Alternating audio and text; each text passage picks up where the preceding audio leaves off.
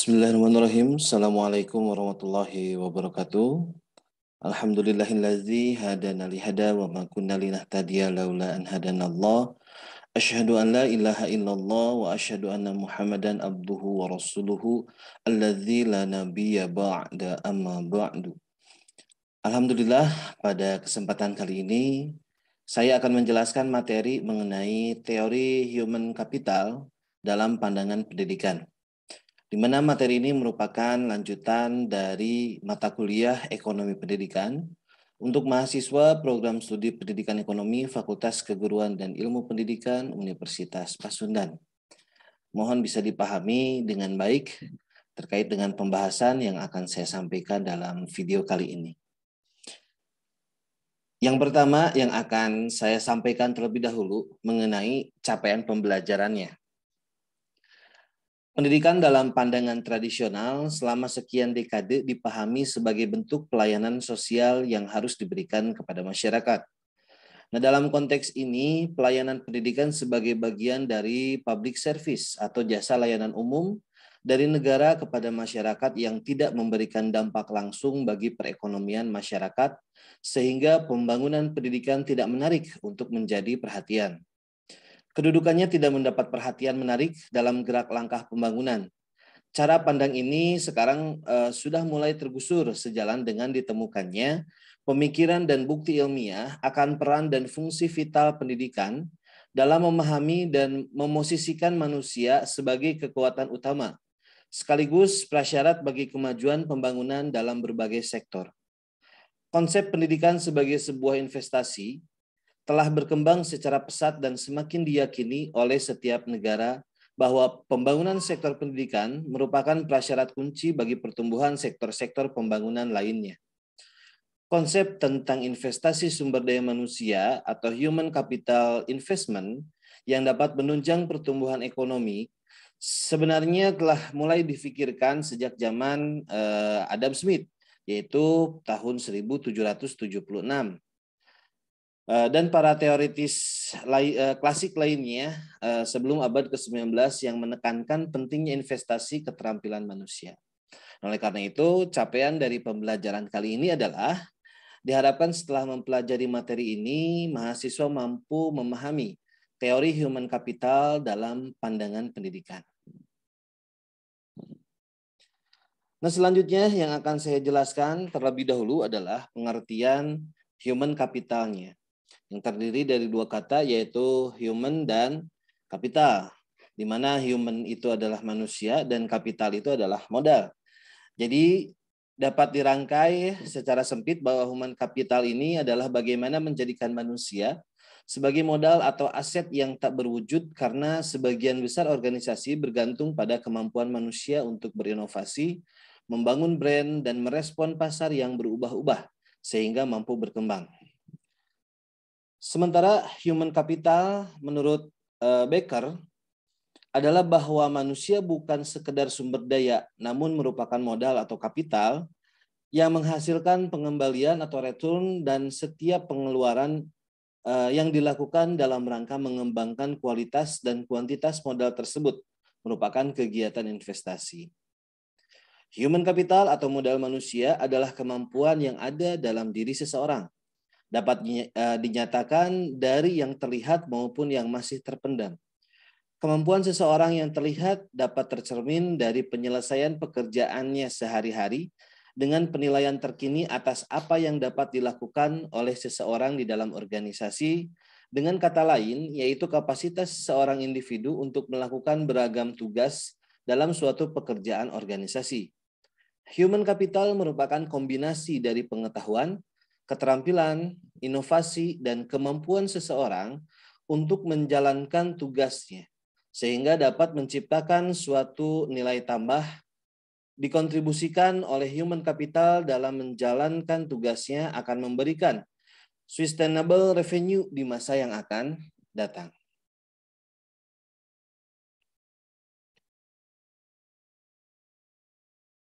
Selanjutnya, kita harus memahami pula terkait dengan konsep dari human capital. Konsep human capital dapat didefinisikan menjadi tiga, yaitu yang pertama, Konsep pertama adalah human capital sebagai aspek individual. Konsep ini menyatakan bahwa model manusia merupakan suatu kemampuan yang ada pada diri manusia, seperti pengetahuan dan keterampilan. Nah, human capital merupakan pengetahuan, kompetensi, sikap, kesehatan, dan sifat yang dimiliki oleh manusia. Konsep kedua menyatakan bahwa human capital merupakan pengetahuan dan keterampilan yang didapatkan melalui berbagai aktivitas pendidikan, seperti sekolah, kursus, dan pelatihan. Nah, konsep utama pada model ini adalah bahwa human capital merupakan sesuatu yang didapatkan melalui akumulasi suatu proses tertentu. Lalu yang konsep ketiga memandang human capital melalui perspektif orientasi produksi. Nah, human capital merupakan sumber mendasar dari produktivitas ekonomi. Human capital juga merupakan sebuah investasi yang dilakukan manusia untuk meningkatkan produktivitasnya. Nah, dapat disimpulkan, human capital adalah perpaduan antara pendidikan, pengalaman, pelatihan, keterampilan, kebiasaan, kesehatan, energi, dan inisiatif yang memengaruhi produktivitas manusia. Itu adalah mengenai konsep human capital yang harus kita pahami bersama. Nah, human capital dapat dicapai atau diperoleh melalui dua cara. Antara lain yang pertama, manusia digunakan sebagai tenaga kerja berdasarkan jumlah kuantitatifnya. Nah, hal ini menyatakan bahwa semakin banyak jumlah manusia atau tenaga kerja, maka produktivitas akan semakin tinggi. Lalu yang kedua, investasi merupakan cara utama dalam meningkatkan atau mendapatkan human capital. Nah, pendidikan dan pelatihan yang didapatkan manusia akan meningkatkan kemampuan dan keterampilannya, sehingga produktivitas juga akan meningkat. Itu adalah cara yang bisa dicapai dalam human capital. Human capital bukanlah memposisikan manusia sebagai modal layaknya mesin, gitu. Namun human capital sekarang justru bisa membantu pengambilan keputusan untuk memfokuskan pembangunan manusia dengan menitik beratkan pada investasi pendidikan, termasuk pelatihan dalam rangka peningkatan mutu organisasi sebagai bagian dari pembangunan bangsa. Pendidikan merupakan sarana untuk menciptakan sumber daya manusia bagi sebuah perusahaan yang ingin berumur panjang, merupakan suatu hal yang strategis. Oleh karena itu, untuk menangani SDM yang handal, para manajer harus mengaitkan pelaksanaan mencari sumber daya manusia dengan strategi organisasi untuk meningkatkan kinerja, mengembangkan budaya korporasi yang mendukung penerapan inovasi dan fleksibilitas. Nah, peran strategis sumber daya manusia dalam organisasi bisnis dapat dielaborasi dari segi teori sumber daya. Pengembangan SDM sebagai human capital setidaknya ada 3 jenis kemampuan yang melekat pada diri seseorang dan sejalan dengan kesuksesannya. Yang pertama, kemampuan mengolah diri sendiri dalam melaksanakan tugas untuk mencapai sasaran dan standarisasi yang telah ditentukan. Yang kedua, kemampuan untuk mengelola pekerjaan yang berdampak pada organisasi. Dan yang ketiga, kesuksesan seorang itu dibentuk tidak hanya oleh kompetensi, ilmu pengetahuan atau keahlian semata, namun diperoleh juga dari kepribadian yang baik. Penanganan sumber daya manusia sebagai human capital menunjukkan bahwa hasil dari investasi non-fisik jauh lebih tinggi dibandingkan investasi berupa pembangunan fisik.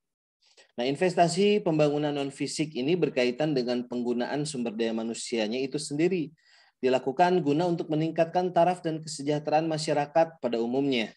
Adapun pembangunannya di antara lain di bidang kesehatan, pembangunan di bidang pendidikan, pembangunan di bidang ekonomi, dan lain sebagainya.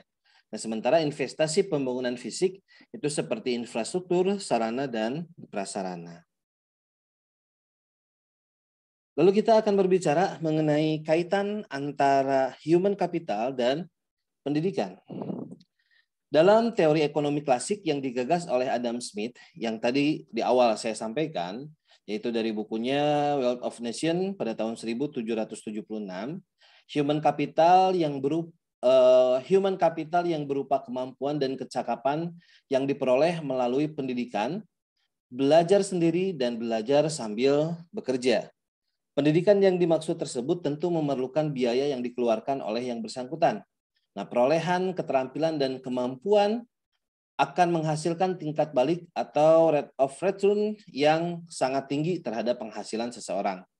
Nah, berdasarkan pendekatan human capital tersebut, terdapat hubungan linear antara investasi di bidang pendidikan dengan produktivitas yang tinggi dan pendapatan yang tinggi. Manusia sebagai modal dasar yang diinvestasikan akan menghasilkan manusia terdidik yang produktif dan meningkatnya penghasilan sebagai akibat dari kualitas kerja yang ditampilkan oleh manusia terdidik tersebut. Dengan demikian, manusia yang memperoleh penghasilan lebih besar akan membayar pajak dalam jumlah yang besar. Nah, dengan demikian, dengan sendirinya dapat meningkatkan pendapatan negara.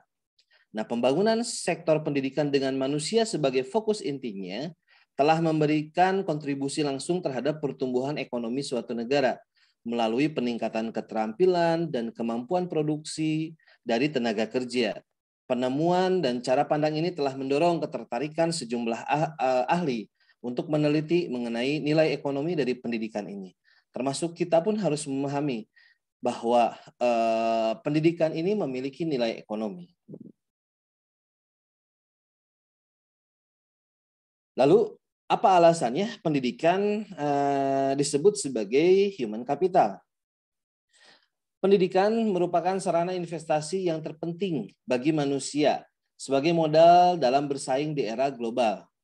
Pendidikan formal saja tidak dapat menjamin manusia dapat bekerja, namun diperlukan juga sarana atau lembaga yang mendukung seperti lembaga latihan pekerjaan yang ada di luar sekolah. Bahkan lulusan perguruan tinggi pun tidak sepenuhnya siap menghadapi pasar tenaga kerja ketika mereka meninggalkan sekolah dan harus dipasang ke pekerjaan mereka melalui program pelatihan formal maupun informalnya. Nah, oleh karena itu, keahlian dan kecakapan seseorang dalam menghadapi persaingan tenaga kerja sangat dipengaruhi oleh seberapa tinggi dan luasnya pendidikan yang dimiliki masing-masing individu. Maka dari itu diperlukannya usaha-usaha dan program-program untuk menciptakan sumber daya manusia yang unggul dan bermutu tinggi untuk menghadapi persaingan internasional karena dunia kerja sangat menuntut untuk memperoleh sumber daya manusia yang bervariasi tinggi.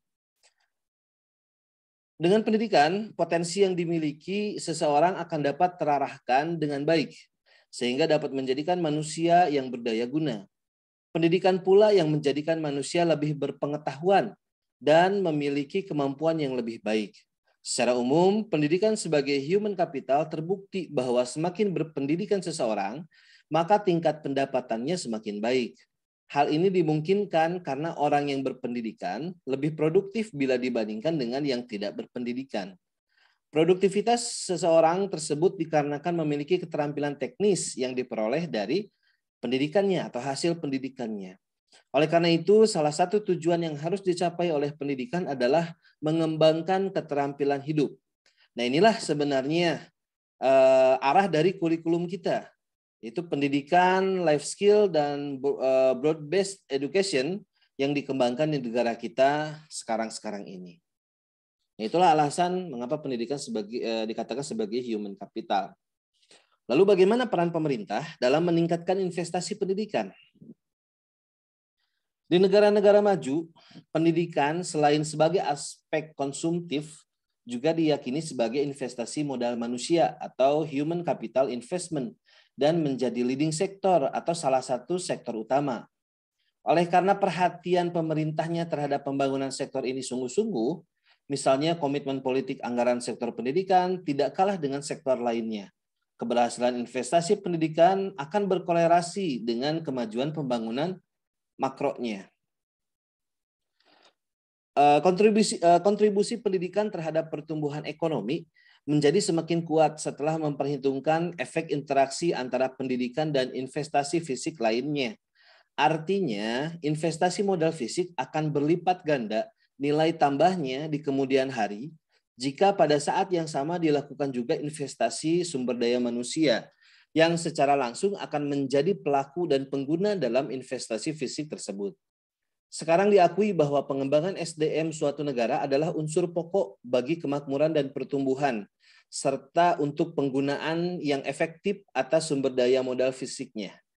Investasi dalam bentuk modal manusia adalah suatu komponen integral dari semua upaya pembangunan. Pendidikan harus meliputi suatu spektrum yang luas dalam kehidupan masyarakat itu. Sumber daya manusia yang berpendidikan akan menjadi modal utama pembangunan nasional, terutama untuk perkembangan ekonominya. Semakin banyak orang yang berpendidikan, maka semakin mudah bagi suatu negara untuk membangun bangsanya.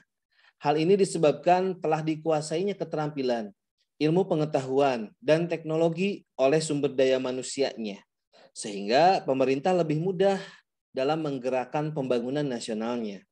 Investasi secara umum dimaksudkan untuk meningkatkan nilai ekonomis di masa mendatang dari barang atau jasa yang diinvestasikan melalui berbagai bentuk upaya dan pengorbanan yang dilaksanakan pada masa sekarang. Nah, pemerintah harus berupaya meningkatkan mutu pendidikan agar kelak akan diperoleh sumber daya manusia yang mampu menguasai keahlian dan keterampilan, bekerja secara profesional, serta dapat menghasilkan karya yang bermutu, sehingga sumber daya manusia dapat memberikan peranan dalam pembangunan ekonomi suatu negara. Nah, adapun peran pemerintah dalam meningkatkan investasi pendidikan, yaitu investasi pendidikan oleh pemerintah mencakup pembangunan dan pemeliharaan, yang mencakup pembangunan dan pemeliharaan gedung-gedung sekolah, penyediaan peralatan sekolah, pembayaran gaji guru, penyediaan anggaran untuk meningkatkan kualitas guru, dan lain sebagainya. Nah, ini adalah peran dari pemerintah dalam investasi pendidikannya.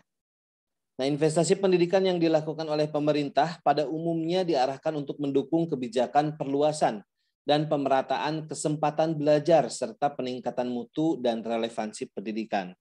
Pembiayaan pendidikan di Indonesia sebagian besar telah didukung melalui anggaran tahunan yang disalurkan ke Kementerian Pendidikan dan Kebudayaan, baik dalam bentuk anggaran rutin maupun pembangunan.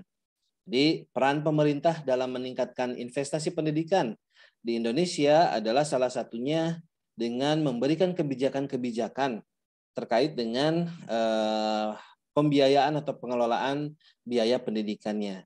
Selain itu, peran pemerintah juga yaitu dalam pembangunan ataupun pemeliharaan sarana dan prasarana yang telah ada, lalu pembayaran gaji guru, lalu bagaimana caranya untuk meningkatkan kualitas guru sehingga mutu dari pendidikan akan lebih baik lagi. Nah, adapun kebijakan pemerintah dalam bidang ekonomi pendidikan di Indonesia, antara lain yang pertama adalah Undang-Undang 1945 pasal 31 ayat 1 sampai 5. Dalam Undang-Undang 1945 pasal 31 ayat 1 itu berbunyi, setiap warga negara berhak mendapatkan pendidikan. Lalu ayat yang kedua, setiap warga negara wajib mengikuti pendidikan dasar dan pemerintah wajib membiayainya. Nah, jadi sudah jelas nih kebijakan pemerintah dalam bidang pendidikan ya, dalam bidang pembiayaan pendidikannya.